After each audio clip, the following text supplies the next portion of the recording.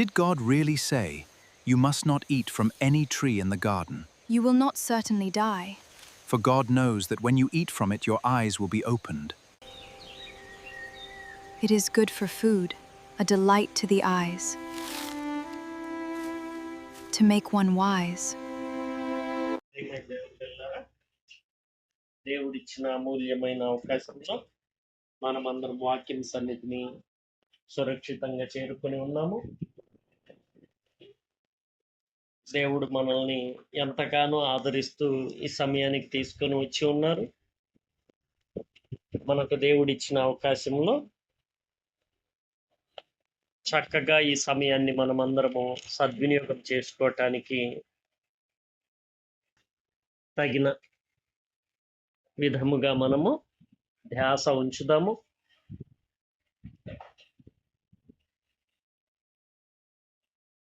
కనికరము గల్ల దేవుడు శరీరమను తోట అనే ఈ అంశంలో రెండో భాగానికి తీసుకొని వచ్చి ఉన్నారు. ప్రియమైన దేవుని పిల్లలారా, మొదటి భాగంలో మనం చెప్పుకున్నాము శరీరమును తోటను దేవుడు ముందుగా వేసాడు, ఆ తర్వాతే ఏదెనులో తోట వేయడము జరిగింది అని మనం చెప్పుకున్నాం కదా. మొదటి భాగంలో మొట్టమొదటిగా దేవుడు ఏం చేశాడు? శరీరమును తయారు చేశాడని ఆదికాండం 2వ అధ్యాయం 7-8 వచనాల్లో ఉంటుంది. ఆ తర్వాత ఏదేను అంటే భూమి మీద ఉల్లాసమైన ప్రాంతంలో ఒక తోట వేసి అందులో తాను చేసిన నరుని అందులో ఉంచాను అని ఉంది మాట. అంటే శరీరమే దేవుడు చేసిన తోట, శరీర మోడల్తో తోటను మరి అక్కడ వేయటం జరిగింది. అది ఏదేను తోట అని పిలువబడింది. అందులో ఆదాము హవ్వలు ఉంచబడ్డారు. మరి తగిన తప్పిదం తర్వాత గెంటి వేయబడ్డారు. ఆనాడు వాళ్ళు దేవుడు వద్దన్న ఫలాన్ని తిన్నారు, వద్దన్న ఫలమును తిన్నారు. ఎప్పుడైతే వద్దన్న ఫలమును తిన్నారో వాళ్ళ ఆలోచన శక్తి మారిపోయింది. గాఢ నిద్రలో ఉన్నప్పుడు తన ఎముక మాంసమును తీసి తయారు చేసి తన ఎదుటకు తీసుకొని వచ్చి ఉంచిన స్త్రీని వెంటనే మర్మాన్ని బయలుపరిచేసి ఇది నరునిలో నుండి తీయబడెను అని గొప్ప ఆలోచన, జ్ఞాన పలుకులు పలికాడు ఆదాము. మరి ఆ విధంగా జరిగింది. మరి తర్వాత మరి భూమి మీద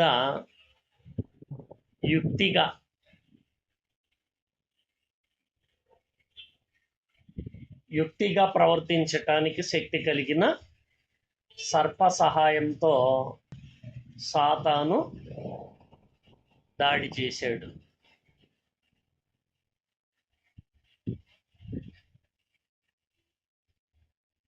అయితే డైరెక్ట్గా శరీరం మీద దాడి చేయటానికి వాళ్ళు నిద్రపోతుంటే దయ్యం పట్టేసిందని ఈ రోజుల్లో మాట్లాడుతూ ఉంటారు చూడండి అమాయకంగా. అలా జరగలేదు. వాళ్ళు నిద్రపోతుంటేనో లేదా కూర్చుంటేనో ఏదో ధ్యాసలో ఉంటేనో ఏదో ఆలోచనలతో ఉంటేనో అది వచ్చి పట్టలేదు.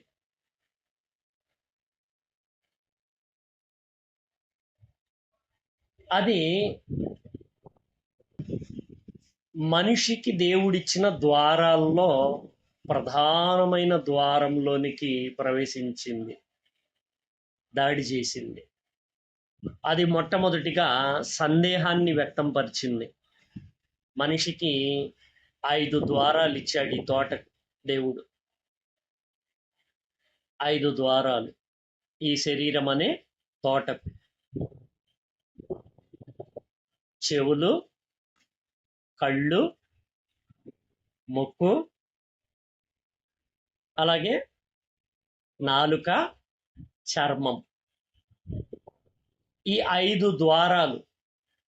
ఈ తోటకున్న ద్వారాలు ఎన్ని? వీటిని జ్ఞానేంద్రియాలు అని అంటారు, పంచేంద్రియాలు అని అంటారు.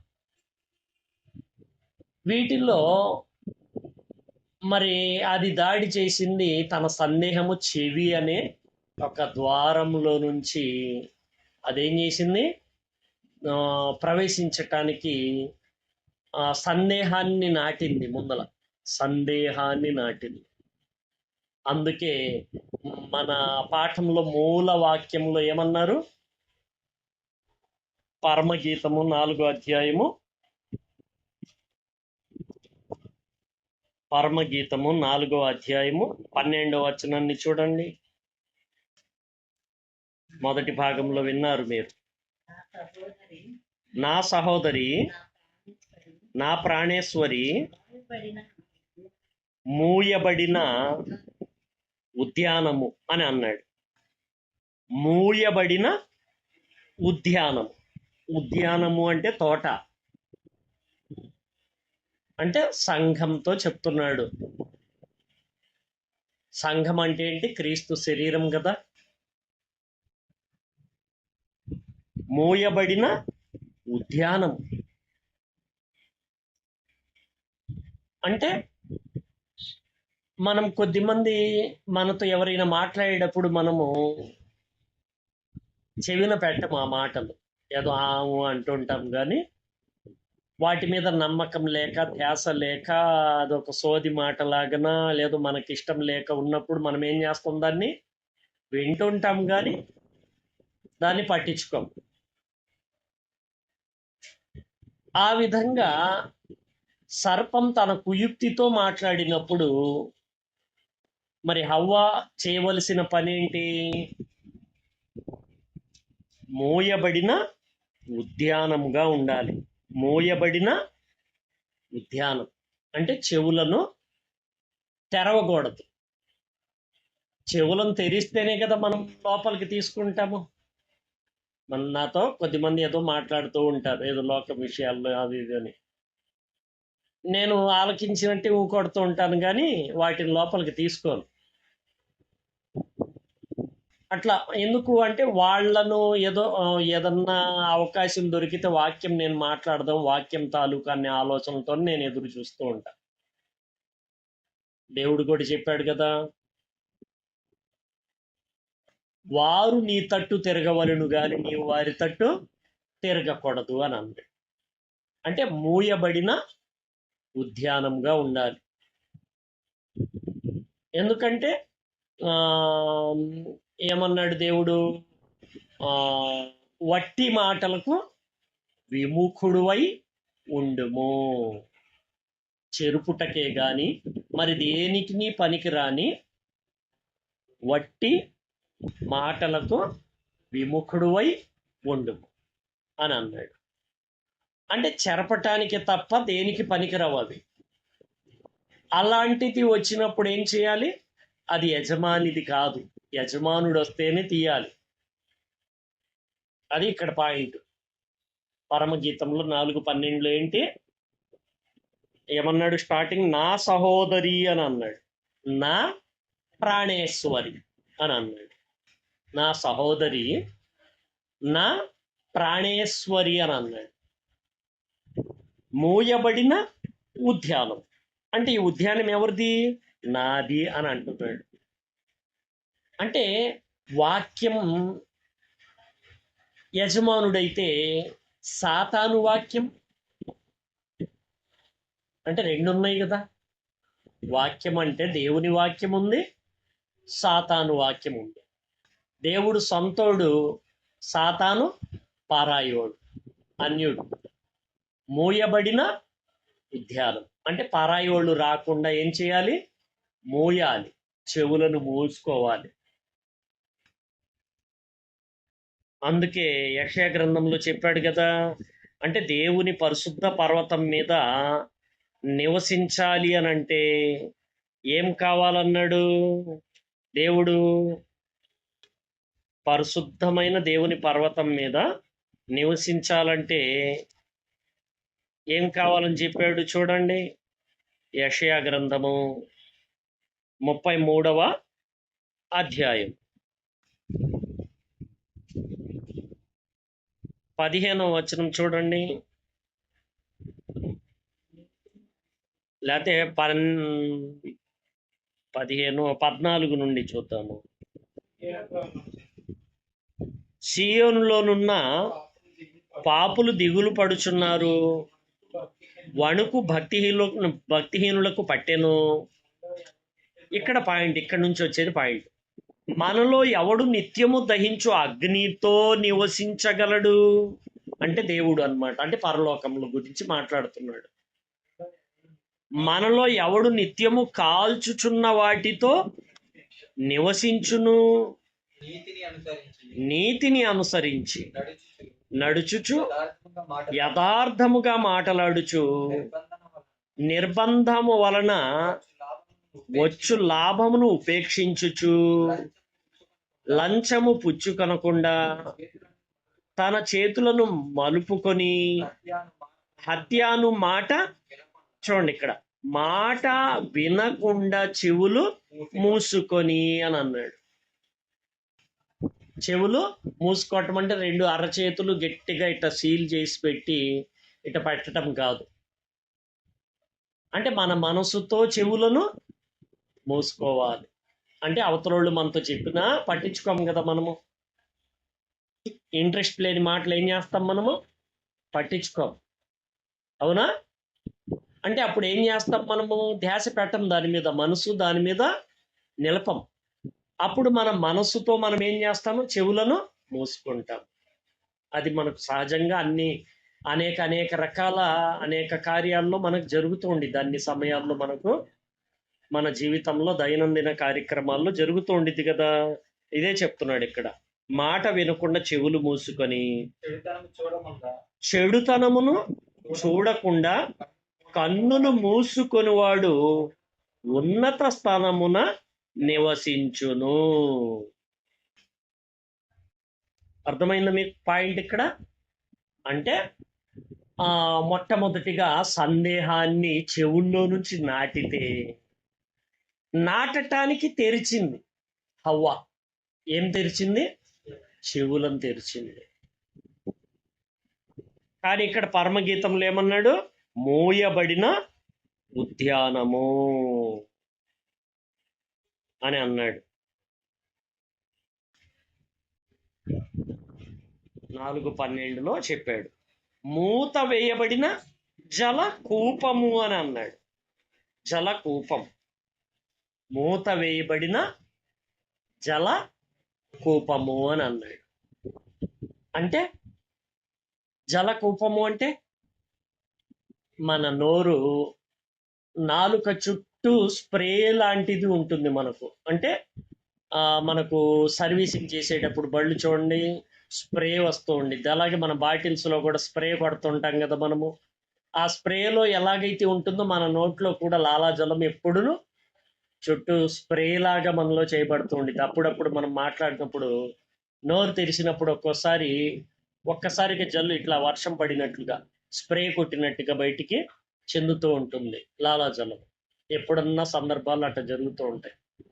అంటే మన లోపల ఒక కూపం ఉంది, జల కూపం, ఊట. దీన్ని ఏమంటారు? లాలాజలము ఊట అన్నమాట. అంటే మూయబడిన ఉద్యానము, మూత వేయబడిన జలకూపం. అంటే నీ నాలుకను అదుపులో ఉంచుకో అంటుంటారు చూడండి, అంటుంటారా? అలాగే దేవుడు కూడా చెప్పాడు కదా, ఏమన్నాడు? మూర్ఖమైన మాటలు రాకుండా నీ పెదవులను కాచుకొమ్ము అని అన్నాడు. అంటే సాతాను ఏం చేసింది? మొట్టమొదటిగా చెవి అనే ద్వారంలో సందేహాన్ని నాటింది. కంటి అంటే కన్ను అనే ద్వారంలో ఆశను రేపింది. కన్ను, ఇప్పుడు మనకు 5 ద్వారాలు అనుకున్నాం కదా. చెవి ఒక ద్వారం అయితే కన్ను ఒక ద్వారం. సాతాను మాటలు లోపల నాటపడి చెవుల ద్వారా కళ్ళు ఆ చెట్టు ఫలాలను పరీక్షించటం జరిగింది. హవ్వ ఏం చేసింది? పరీక్షించటం జరిగింది. నెక్స్ట్ ఏం చేసింది? నాలుక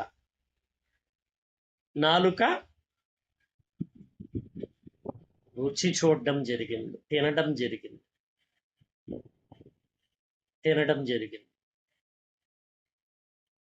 అంటే మూయబడిన ఉద్యానము అంటే ఇప్పుడు 2 ద్వారాల ద్వారా తన పని జరిగించింది. ముందల చెవుల ద్వారా నాటింది తోటలో తన మాట సందేహాన్ని, కళ్ళ ద్వారా పరీక్షింపజేసేలా మరి రేపింది, అంటే కళ్ళ ద్వారా. మరి ఈ 2 ద్వారాల్ని పనిచేసింది. అంటే మొట్టమొదట చెవుల్లో నుంచి నాటింది సందేహాన్ని. ఆ సందేహము ఇది నిజమని నమ్మబలికించేలా కళ్ళను ఉపయోగించుకున్నది. 2 ద్వారాలను కైవసం చేసుకునే ప్రయత్నం చేసి దాని పన్నాగం, దాని కుయుక్తి పరిపూర్ణం అవ్వాలంటే ఇంకా నాలుక చివరిదేంటి? నాలుక. ఆ నాలుక ద్వారా ఏం చేసింది? క్రియ చేసేసింది. అందుకే మూడిటితో పోల్చారు. నేత్రాశ, శరీరాశ, జీవపు డంబం. ఆలోచించండి ప్రియమైన దేవుని పిల్లలారా. దేవతల వలె ఉందురు అని చెప్పగానే మరి ఆ మాటలో నమ్మకం ఏర్పడి ఆ వృక్షాన్ని చూసి ఇట్లా ఈ ద్వారాలన్నీ ఏం చేసింది? తర్వాత వచ్చేటప్పటికి ఈ చెవులు, కళ్ళు, నెక్స్ట్ నాలుక, 3 ద్వారాలు. ఇంకా తర్వాత ఇంకేం ద్వారాలు ఉన్నాయి? 2. చర్మం ఒకటి, ముక్కు ఒకటి. అవునా? దేవుడు జీవవాయువును ఊదాడు కదా. నీవు దినమున నిశ్చయముగా చచ్చెదవు అన్నాడు. అంటే శ్వాసలో ఏం పోయింది? జీవం పోయింది. గత పాఠాల్లో విన్నారు కదా మీరు. జీవవాయువును ఊదగా నరుడు జీవాత్మ అయ్యాడు, దినమున చచ్చిపోయాడనంటే ఇంకా నాసికారంధ్రాల్లో నుంచి అంటే ఇప్పటికి 4 అయిపోయింది. 5వది ఏంటి? చర్మం. అంటే అప్పటి వరకు నేను ఆత్మను అనే ఒక భావన కలిగి ఖచ్చితంగా ప్రవర్తించిన ఆదాము,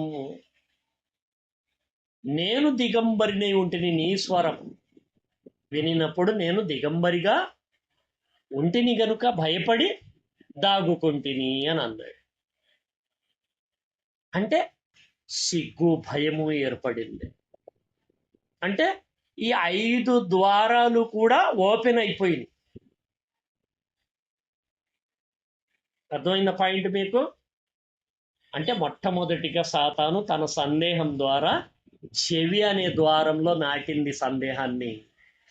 ఈ సందేహాన్ని ఇది నిజమా అని కళ్ళ ద్వారా చెట్టును పరీక్షించింది. హవ్వను ప్రేరేపించి అలా జరిగించింది. ఇంకా తర్వాత క్రియ జరిగించేసింది. నేత్రాశ, శరీరాశ, జీవపు డంబం. అంటే దేవతల వలె ఉందురు అనే మాటకి అలా ఉండామనే జీవపు డంబములోనికి తీసుకుని వెళ్ళిపోయింది. ఆ విధంగా దేవుడేమన్నాడు? ఇవి తండ్రి వలన పుట్టినవి కావు, ఈ లోక సంబంధమైనవే అని అన్నారు ప్రియమైన దేవుని పిల్లలారా. ఆలోచించండి. అంటే ఇప్పుడు ఈ శరీరం అని ఈ తోట ద్వారాలు మూయబడి ఉండాలి, మూత వేసిన వాటిగా ఉండాలి. పరాయి ఓనికి తెరవటం వలన ఏమైపోయింది? ముగింపు మరణము. శరీరం అనే తోట నాశనం.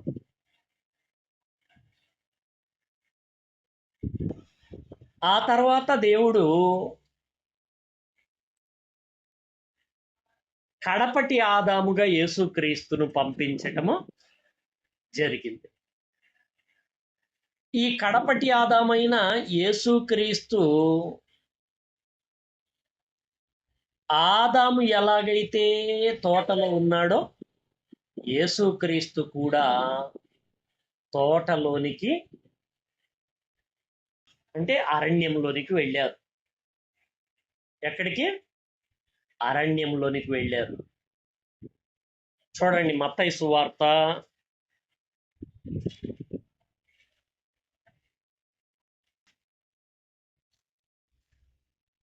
4:1. అప్పుడు యేసు అపవాది చేత శోధింపబడుటకు ఆత్మ వలన అరణ్యమునకు కొనిపోబడెను. 40 దినములు 40 రాత్రులు ఉపవాసం ఉండిన పిమ్మట ఆయన ఆకలి కొనగా శోధకుడు వచ్చాడు. ఇంకా అంటే ఎన్ని దినాలు?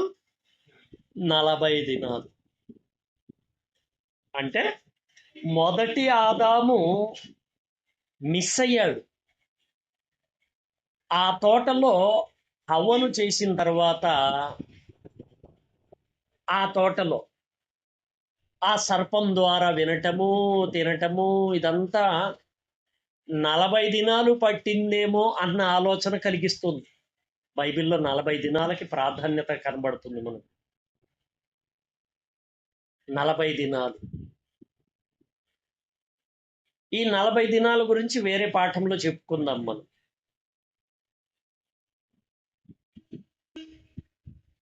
యేసుక్రీస్తు ఈ 40 దినాలు ఏం చేశారు? అరణ్యం అంటే చెట్లుండే ప్రాంతమే కదా. అక్కడ ఆదాము మంచి చెడ్డల తెలివినిచ్చు వృక్షఫలం తిన్నాడు. మరి అక్కడ కొంత సమయము గడిపినట్లుగా మనకు కనబడుతుంది. అంటే మిగిలిన ఫలాలు కూడా తింటూ ఉన్నాడు హ్యాపీగా. కానీ యేసుక్రీస్తు వచ్చేటప్పటికి అరణ్యంలో 40 దినాలు ఏమి తినలా, ఏమి త్రాగలా. ఆ శరీరం బలహీనమైనప్పుడు అవసరత తీర్చటానికి అన్నట్లుగా వస్తాడు. ఎవరు? అపవాది. ఇప్పుడు ఆదాము హవ్వ దగ్గరికి ఎందుకు వచ్చాడు? అవసరత ఏదో తీర్చడానికి. ఏంటి అవసరత? దేవతల వలె మీరుంటారు అనే అవసరత. అంటే హవ్వకి ఏం అవసరత కనబడింది? దేవతల వలె ఉందురు, మీరు చావనే చావరు, దేవతల వలె ఉందురు అని ఒక ఆశ రేపింది. అంటే దేవతల వలె ఉందురు అనే మాట వాడేటప్పటికి అభ్యంతర పడిపోయింది. ఆ మాటను నమ్మేసి పని జరిగించేసింది సాతాను పని. కానీ ఇక్కడ యేసుక్రీస్తు వారు కడపటి ఆదాముగా వచ్చాడు. ఆ చెట్ల ప్రాంతానికే వెళ్ళాడు. ఆ తోటను అంటే ఆదాము నుండి అందరికి ఇవ్వబడిన శరీరం అనే తోటను తాను తీసుకొని ఆ తోటను బాగు చేసినట్లుగా మనం గత భాగంలో చెప్పుకున్నాం కదా. మనం ఆ బాలుడికి తెలివి వచ్చినప్పుడు ఏం చేశాడంట క్రీస్తు? కీడును విసర్జించుటయు మేలును కోరుకునుటయు అనేది చేశాడంట. అంటే ఆ శరీరాన్ని ఏం చేశాడు? ఆ శరీరం అనే తోటను బాగు చేసుకుంటూ 30 సంవత్సరాలు ఆ శరీరం అనే తోటను ఏం చేశాడు? బాగు చేశాడు. తోటను, చెడిపోయిన తోటను బాగు చేశాడు. అలా బాగు చేశాడు జ్ఞానమందును అన్నాడు కదా, దేవుని దయందును మనుషుల దయందును వర్ధిల్లుచు ఉన్నాడు కదా ఆయన.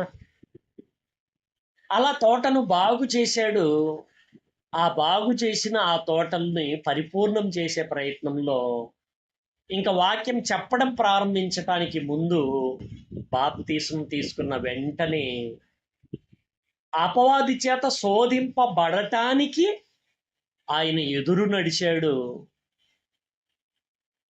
ఆ తోట మూయబడిన ఉద్యానముగా, మూత వేయబడిన జలకూపముగా నిరూపించాడు. అంటే దేవుడు పిచ్చివాడు కాడు, దేవుడు వెర్రివాడు కాడు. ఆదాము హవ్వల శరీరం తయారు చేశాడు అని అంటే ఆయన ప్రయోజనం కొరకే తయారు చేశాడు. దాన్ని మీరు చెడిపేసిన మళ్ళీ ఆయన మాటను బట్టి బాగు చేయొచ్చు అని నిరూపించి నిరూపించాడు ప్రియమైన దేవుని పిల్లలారా. మరి ఆ తోటలో ఆదాము నివసిస్తే మొదటి ఆదాము, ఈ తోటలో పరిశుద్ధాత్ముడు నివసించినట్లుగా మనకు చెప్పాడు బైబిల్. కొలత లేకుండా పరిశుద్ధాత్ముణ్ణి నింపాను క్రీస్తులో అని అన్నాడు దేవుడు. అవునా? కొలత లేనంతగా తన ఆత్మతో నింపాడంట. అంటే మన కోసం కాబట్టి, క్రీస్తు మనలా తగ్గించేసుకున్నాడు కాబట్టి మనకు మాదిరి చూపించటానికి మనం ఏం చేయాలో ఆయన అదే చేసి చూపించాడు. అంటే క్రీస్తు శక్తి తక్కువైతే పరిశుద్ధాత్ముడితో నింపబడ్డాడు అనేది కాదు లెక్క. అర్థమైందా? క్రీస్తు మానవుడు అంటే నటించటానికి రాలా, ఆయన జీవించటానికి వచ్చాడు ఆయన. కాబట్టి ఆయన శరీరంగా మన దగ్గరికి వచ్చాడంటే టోటల్గా మానవ స్వభావంతోనే ఆయన ఆ శరీరాన్ని ధరించుకొని మనకు చూపించాడు మాదిరి. అర్థమైందా? ఏదేను తోటలో ఆదాము నివసిస్తే కడపటి ఆదాముగా క్రీస్తు వచ్చిన తర్వాత శరీరం అని ఈ తోటలో పరిశుద్ధాత్ముడు నివసించాడు. పరిశుద్ధాత్ముని యొక్క క్వాలిటీ ఏంటి చెప్పండి మీరు? ఆయన తనంతట తానే ఆదాము చేసినట్లు చెయ్యక, ఆదాము ఏం చేశాడు? తనంతట తానే చేశాడు. అవునా? దేవుడు వద్దన్న దాన్ని తనంతట తానే చేశాడు. కానీ క్రీస్తు ఏం చేశాడు? క్రీస్తు మనకేం చూపించారు? నా అంతట నేను ఏమియో చేయలేను, నన్ను పంపిన వాని చిత్త ప్రకారమే నేను చేయుచున్నాను అని మనకు చూపించారు. డెమో చూపించారు, శాంపిల్ చూపించారు తన జీవితాన్ని. పరిశుద్ధాత్ముడు తనంతట తాను ఏమీ చెయ్యక నా వలన ఏది వినునో అదే మీకు బోధించును, నా వాటిలో నువ్వు తీసుకొని మీకు బోధించును గనుక నన్ను మహిమపరచును అని అన్నాడు. అంటే ఆదాము తనంతట తాను చేయటం వలన పని మరణించాడు. ఆదాము ఏదేను తోటలో నుండి గెంటివేయ పడటం కూడా మీకు ఎలా కనబడుతున్నది? మరి మన శరీరం అనే తోటలోంచి బయటికి గెంటివేయబడితే మరణమే కదా మనకు. ఆనాడు ఏం జరిగిందో ఈనాడు అదే జరుగుతుందని అంటున్నాడు. చూడండి ప్రసంగి గ్రంథము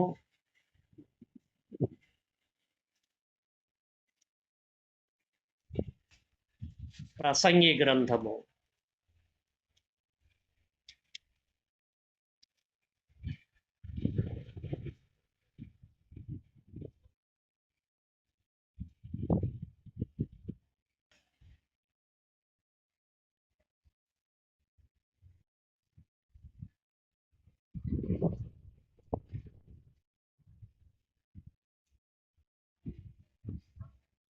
1వ అధ్యాయము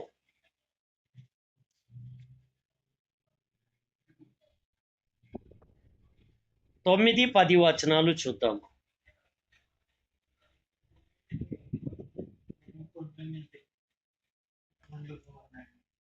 మునుపు ఉండినదే ఇక ఉండబోవున్నది, మునుపు జరిగినదే ఇక జరగబోవున్నది. సూర్యుని కింద నూతనమైనదేదియు లేదు. ఇది నూతనమైనదనియు ఒక దాని గురించి ఒకడు చెప్పును, అదియును మనకు ముందుండిన తరములలో ఉండినదే.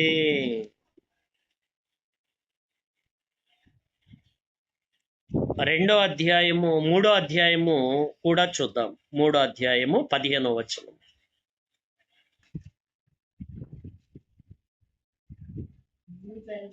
ముందు జరిగినదే ఇప్పుడునూ జరుగును. అంటే ఆదాం దగ్గర జరిగింది ఇప్పుడు మన దగ్గర జరుగుతుందా? ఈ పాఠంలో తెలుసుకున్నారా? ఇప్పుడు ఏదేం తోట ఎక్కడుందని తిరుగుతున్నారు జనము, క్రైస్తవుల్లో. ఎక్కడుందని తమ దగ్గరే పెట్టుకొని చుట్టూ తిరుగుతున్నారు. అర్థమవుతుందా మీకు పాయింట్? ఆనాడు ఆదాముకు దేవుడు నిజంగా తోటే ఇచ్చాడు. అంటే శరీరమే ఒక తోట, పరీక్ష కోసం ఏం చేశాడు? తోటలో పెట్టాడు. అర్థమైందా? ఆ తర్వాత కయీను నుండి ఇంకా అందరిని బయటికి ఆదాము వాళ్ళు తరిమేశాడు కదా. తిను దినమున నీవు నిశ్చయముగా చచ్చెదవు అన్నాడు. తిను దినమున చచ్చాడు. అంటే ఆ తోటలోంచి బయటికి గెంటి వేయబడ్డాడు. అవునా? గెంటి వేయబడ్డాడు. ఆ గెంటి వేయబడిన తర్వాత మళ్ళీ మనము ఈనాడు చూసుకుంటే ముందు జరిగినదే ఇప్పుడును జరుగును అని అంటున్నాడు.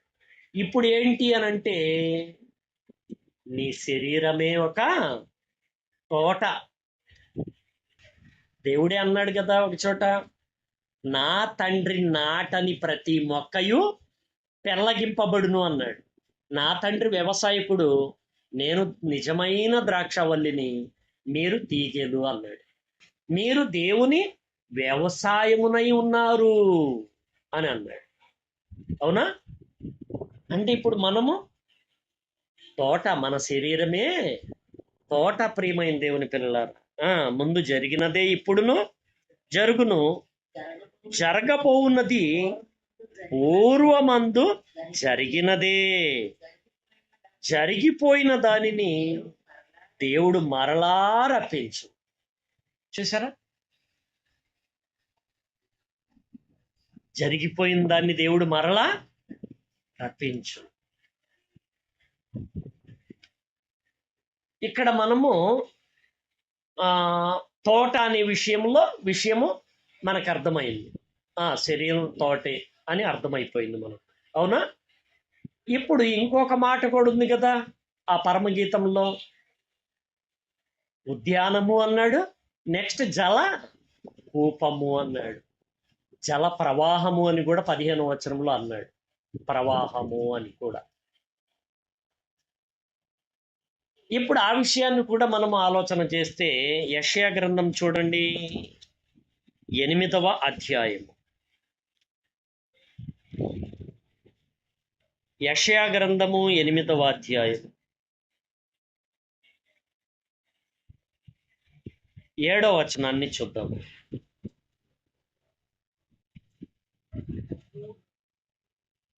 ప్రభు బలమైన యూఫ్రటీసు నది విస్తార జలములను, అనగా అష్షూరు రాజును అన్నాడు. చూడండి ఇక్కడ. అంటే యూఫ్రటీస్ నది అంటే ఎవరు అంటున్నాడు ఇక్కడ? అష్షూరు రాజును, అతని దండంతటిని వారి మీదకి రప్పించును. అవి దాని కాలువలన్నిటికీ పైగా పొంగి ఒడ్డులన్నిటి మీదను పొర్లి పారును. కాలువలు అంటే ఏంటి? మంచి నీరు ప్రవహించేదే కదా. కాలువలు. అంటే పొలాల కాలువలు, అలాగే మంచినీళ్ళు వచ్చేవి కూడా ఉంటాయి కాలువలు.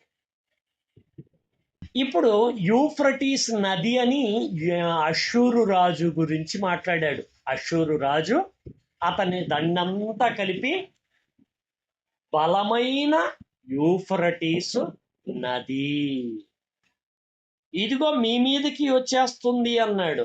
మీరు కాలువలుగా ఉన్నారు అంటే ఇప్పుడు కాలువల మీదకి నది వచ్చేసింది అనుకోండి, ఎలా ఉండేది? ఇందాకేమన్నాడు? మూయబడిన జలకూపము అన్నాడు. ఇప్పుడు మోయబడింది అనుకోండి, ప్రవాహం వచ్చినా కూడా ఈ కలుషితం కావు కదా. అర్థమైందా మీకు? కాలువల మీద కూడా వచ్చేసినాయి అనుకోండి చెడ్డ నీరు, అప్పుడు అదంతా చెడిపోయింది కదా. ఇప్పుడు అష్షూరు రాజు అంటే చెడ్డవాడే కదా, అన్యుడే కదా. ఆ చెడ్డ నీరుగా వచ్చేసాడంట మీదకి, ఇళ్ళ మీదకి, కాలువల మీదను, ఒడ్ల మీదను, ఒడ్డు మీదను, ఒడ్డులన్నిటి మీదను పొర్లి పారును అని అంటున్నాడు. అవి యూదా దేశములోనికి వచ్చి పొర్లి ప్రవహించును, అవి కుతికులలో తగును. ఆలోచించండి చాలు. అంటే ఈ విషయాన్ని ఆలోచిస్తే ఇక్కడ నిజంగా ఇది నిజమా అని ఆలోచిస్తే ఇది నిజమే అని మనకు అర్థమైపోతుంది. ప్రియమైన దేవుని పిల్లలారా, మనకు అర్థమైపోతుంది. ఈ తోటలో మధ్యలో 2 వేసాడు చెట్లు, అవునా? మనకు మొదటిగా ఏం కనబడుతుంది? నాలుక మధ్యలో. ఆ నాలుక గురించి మొదటి భాగంలో ఏం విన్నారు మీరు? అది జీవాన్ని ఇస్తుంది, మరణాన్ని కూడా ఇస్తుంది. అంటే తోట మధ్యలో వేసిన 2 చెట్ల ప్రభావము నాలుకలో కనబడుతుంది, అవునా? నాగుపాము నాలుక వారిని చంపును అని అన్నాడు. అలాగే నాలుక, ఏ మనుషుడును తన నాలుకను సాధు చేయనేరడు. అది మరణకరమైన విషముతో నిండి ఉన్నది. అది నిరర్గళమైన దుష్టత్వమే అని అన్నాడు. కాబట్టి యేసుక్రీస్తు తన నాలుకను అబద్ధం కోసం వాడలేదు, నిజం కోసం మాత్రమే వాడారు. నేను ఆయనను ఎరగను అంటే నీ వలె నేనును అబద్ధికుడు నగుదును అని యేసుక్రీస్తు వాళ్ళని గద్దిస్తూ మాట్లాడిన సందర్భం మీకు తెలుసు కదా. అంటే యేసుక్రీస్తు సత్యమును గూర్చి సాక్ష్యం ఇచ్చుటకు నేను పుట్టి తిని, ఇందు నిమిత్తం ఈ లోకమునకు వచ్చి తిని అని అన్నారు.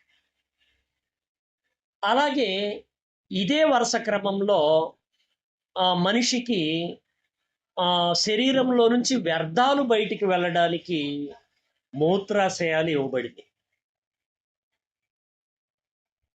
అవునా?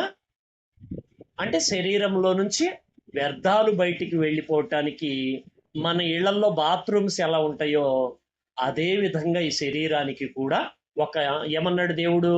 పౌలు గారు మాట్లాడుతూ ఒక మాట అన్నారు కదా, మీరు దేవుని వ్యవసాయమును, నెక్స్ట్ దేవుని గృహమునై ఉన్నారు.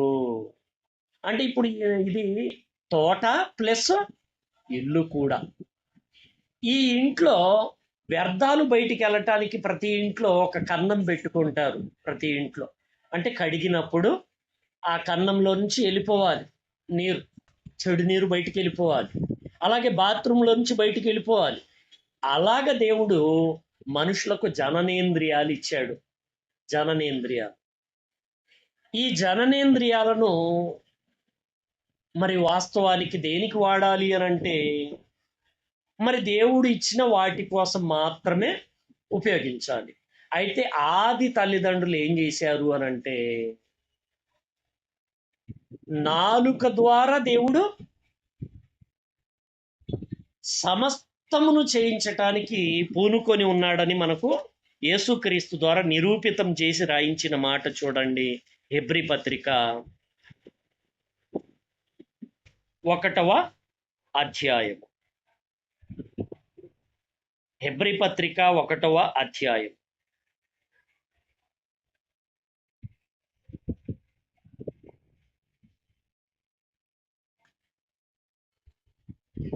నాలుగో వచనంలో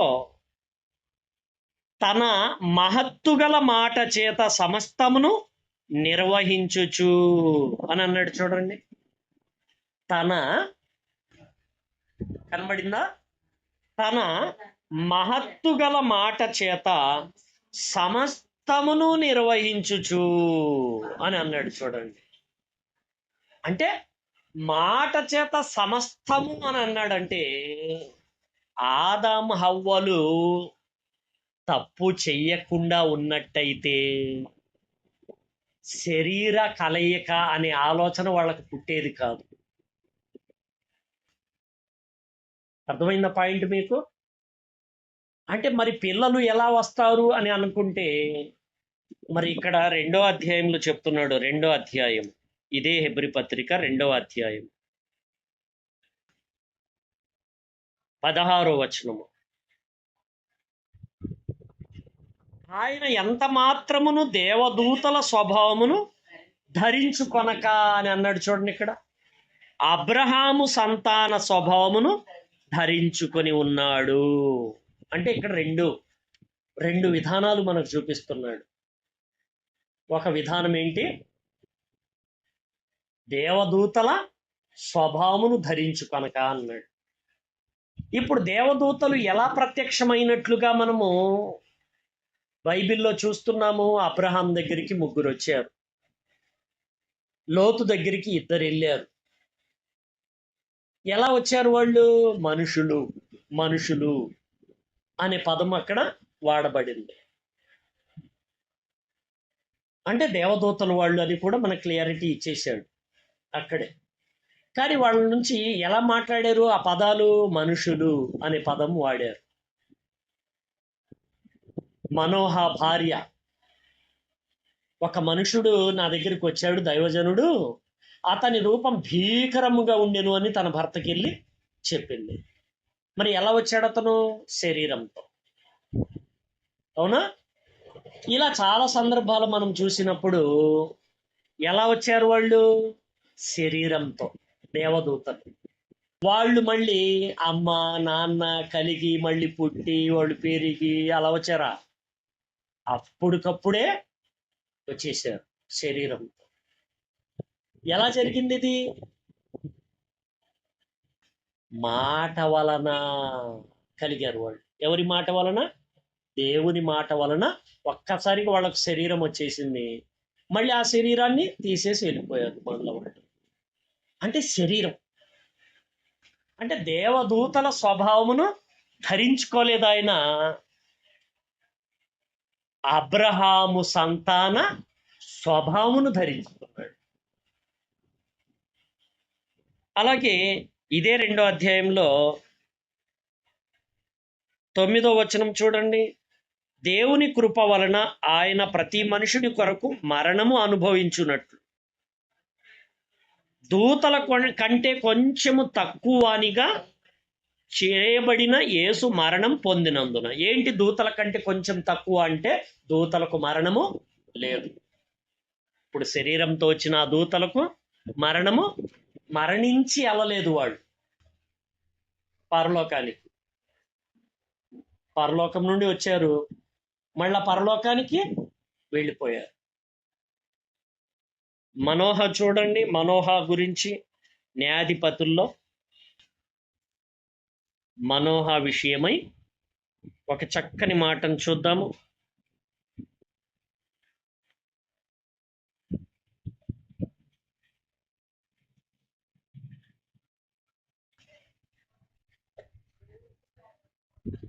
పదమూడో అధ్యాయము 19 చూద్దాము. అంతటా మనోహ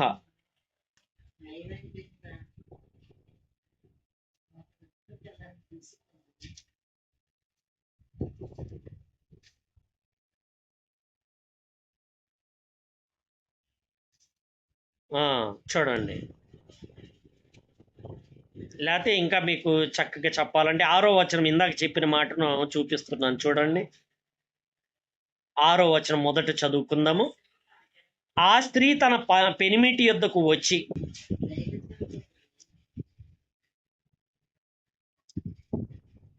లేకపోతే 3వ వచనం చూడండి. యెహోవా దూత ఆ స్త్రీకి ప్రత్యక్షమయ్యి, ఇదిగో నీవు గొడ్రాలవు, నీకు కానుపు లేకపోయెను, అయితే నీవు గర్భవతి అయి కుమారుని కందువు అని కొన్ని రకాల ఆలోచనలన్నీ చెప్పాడు, ఎలా ఎలా ఉండాలి అనేది. 6వ వచనం చదవండి ఇప్పుడు.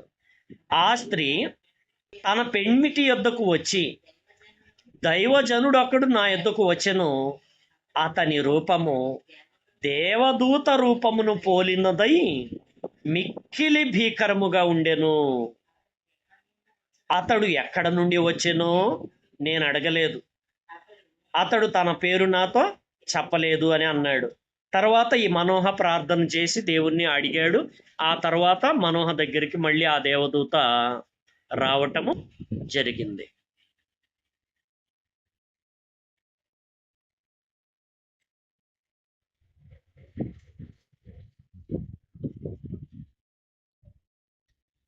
చూడండి 10వ వచనం చూడండి. 10వ వచనం. ఆ సమయమున ఆమె పెనిమిటి అయిన మనోహ ఆమె యొద్ద ఉండలేదు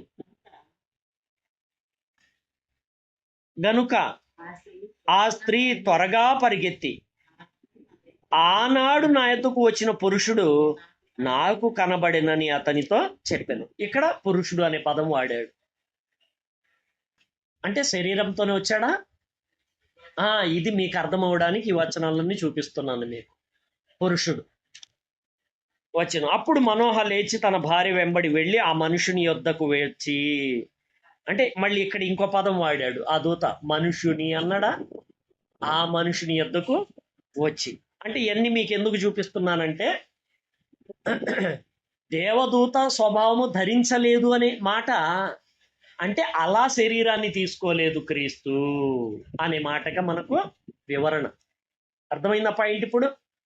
అంటే ఆదాము హవ్వలు తప్పు చేసిన తర్వాత శరీర కలయికలో కయ్యిన్ని కన్నారు, కానీ దేవుని ఉద్దేశము శరీర కలయికల ద్వారా, జననాంగాల ద్వారా పిల్లల్ని కనాలనే ఉద్దేశము దేవుడికి లేదు. అందుకే దేవుడు శపించిన పద్ధతిలో దేవుడు స్త్రీని శపిస్తూ ఏమన్నాడు?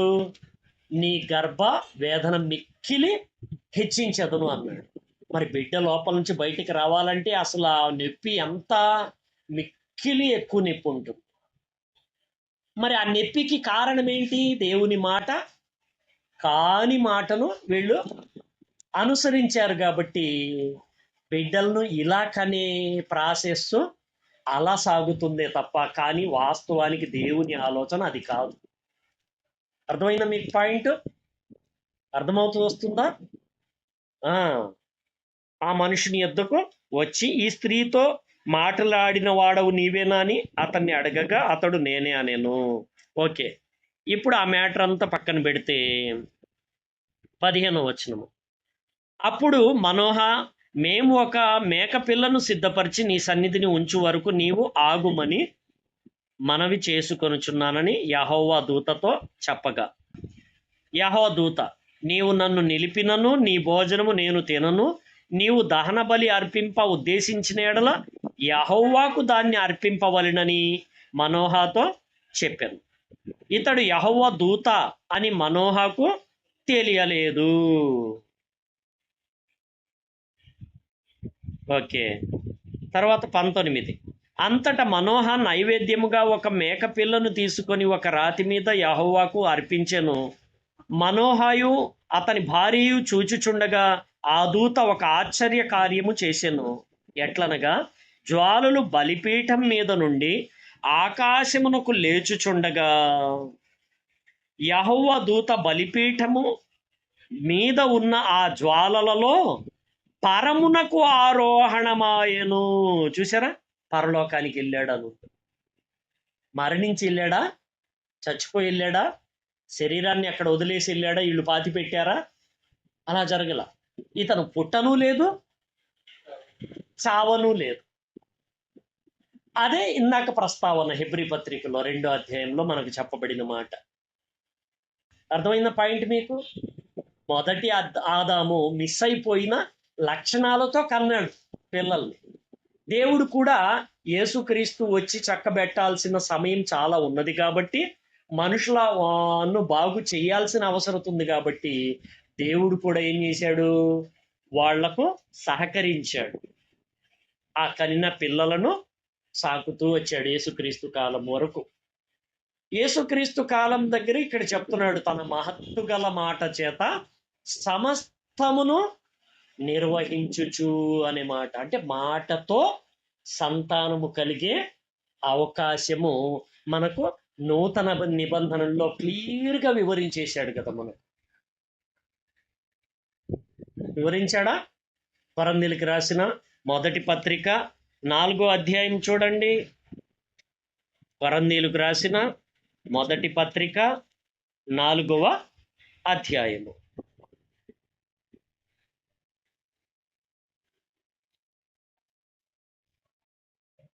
16వ వచనం చూడండి.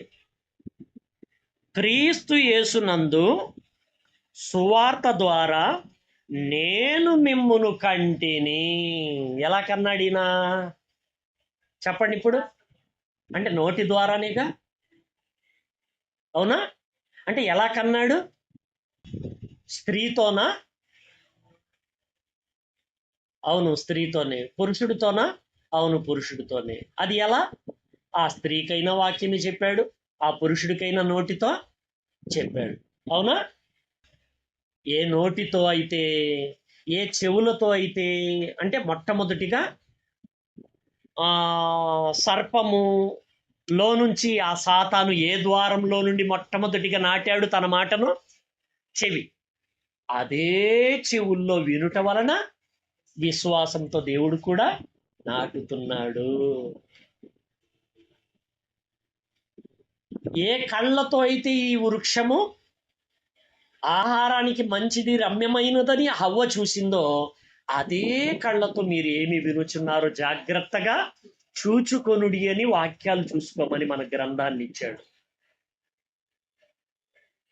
ఏ నోటితో అయితే మనము చెవులతో విని, కళ్ళతో చూసి ఇది నిజమని నిర్ధారించుకున్నామో, ఆ నోటితో, ఏ నోటితో అయితే తినేసి క్రియ చేసేసిందో, అదే నోటితో మనకు సువార్త అవతల వారికి చెప్పే విధానంలో అవతలి వారిలో పుడుతున్నారన్నమాట. ఎవరు? క్రీస్తు స్వరూపములో దేవుని బిడ్డలు. అర్థమవుతుందా ఇప్పుడు పాయింట్? తోటను బాగు చేస్తున్నాడు అన్నమాట ఇదంతా. అయితే సాతాను ఇప్పటికీ ఏం చేస్తున్నాడు? నాలుకను వ్యర్థానికి వాడేస్తున్నాడు, జననేంద్రియాలని కూడా వ్యర్థాలకు వాడేస్తున్నాడు. అయితే దేవుడు ఏమన్నాడు? జననేంద్రియాలతో మీరు పిల్లల్ని కనండి, పాపం లేదు అందులో అని అన్నాడు. అయితే వివాహం ఘనమైనదిగాను, ఘనంగా చేశాడు దేవుడు. వివాహము ఘనమైనదిగాను, పానుపు నిష్కల్మషమైనదిగాను దేవుడు చేశాడు. ఎందుకు అంటే మరి కన్న పిల్లలను మరి నోటితో, అంటే ఒకేసారి నోటితో సృష్టించే అంత శక్తివంతులు ఒక్కసారిగా కాము కదా మనము. అవుతామా? అవ్వలేము. ఏవి నీచములో చెప్పండి. ఇర్మియా గ్రంథము 15వ అధ్యాయము 19వ వచనం చదవండి. ఇర్మియా గ్రంథము 15వ అధ్యాయము 19వ వచనము. కాబట్టి యెహోవా ఇలాగు సెలవిచ్చెను, నీవు నా తట్టు తిరిగిన యెడల నీవు నా సన్నిధి నిలిచినట్లు నేను నిన్ను తిరిగి రప్పింతును. ఓకే, ఆ తర్వాత వచ్చే మాట మనకు అవసరమైంది. ఏవి నీచములో, ఏవి ఘనములో నీవు గుర్తు పట్టిన ఎడల నీవు నా నోటి వలె ఉండెదవు. దూతలు ఎలా కరిగారని కీర్తన గ్రంథంలో చెప్పాడు. గత పాఠాలు విన్నారు కదా మీరు. ఆయన మాట సెలవియ్యగా అవి పుట్టాను అని అన్నాడు. అంటే దేవుని మాటతో శరీరాలతో మన మధ్యన ఆ తరాల్లో కనబడ్డారు. ఎవరు? దేవదూతలు శరీరాలతో. క్రీస్తు గురించి మాట్లాడుతూ ఆయన దేవదూతల స్వభావమును ధరించలేదు, దేవదూతల కంటే కొంచెం తక్కువనిగా చేయబడింది. ఎందుకు అంటే దేవదూతలకు మరణం లేదు, శరీరాలు ధరించుకుని వచ్చిన వాళ్ళకి మరణం లేదు. మరి యేసుక్రీస్తు మరణించారు. దేవదూతల స్వభావం ధరించుకొనక ఆయన మరణించటానికే పాత్ర పోషించాలి. కాబట్టి అబ్రహాము సంతాన స్వభావమును ధరించుకున్నారు క్రీస్తు. అర్థమవుతుందా మీకు?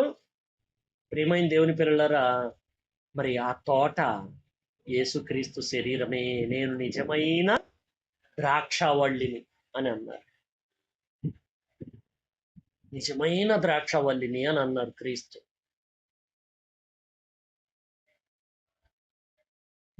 ఇది రెండవ భాగం. ఇది రెండవ భాగం. సమయము 10 నిమిషాలు దాటేసింది. సరేనా? ఓకే. మన మధ్యనున్న మాధవి గారు ముగింపు ప్రార్థన చేయవలసిందిగా ప్రభు పేరిట ఆహ్వానం.